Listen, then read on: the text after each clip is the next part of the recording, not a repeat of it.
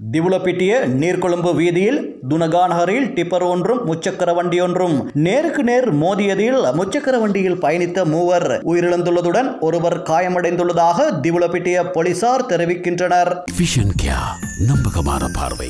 இப்ப யாரும் வர்ற வரைக்கும் காத்திருக்க தேவையில்லை. கொதிகமுவ பகுதியிலிருந்து துனகாக நோக்கி பயணித்த முச்சக்கர வண்டி ஒன்று திவுலப்பிட்டியிலிருந்து நீர்கொழும்பு நோக்கி பயணித்த டிப்பர் லொரியில் மோதியதில் இந்த விபத்து இடம்பெற்றுள்ளதாக போலீசார் தெரிவிக்கின்றனர். இவ்விபத்தின் போது முச்சக்கர வண்டியில் 4 பேர் பயணித்துள்ளதாகவும் ஒருவர் சம்பவ இடத்திலேயே உயிரிழந்ததாகவும் ஏனைய இருவர் வைத்தியசாலைக்கு கொண்டு செல்லும் போது உயிரிழந்ததாகவும் போலீசார் தெரிவிக்கின்றனர்.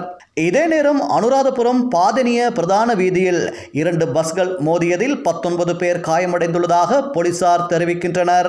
பாடசாலை மாணவர்களை ஏற்றிச் சென்ற சிசுசரிய மற்றும் ஆடை தொழிற்சாலை ஊழியர்களை ஏற்றிச் சென்ற பஸ்ஸும் மோதியதில் இந்த விபத்து இடம்பெற்றுள்ளதாக அனுராதபுரம் போலீசார் குறிப்பிட்டுள்ளனர்.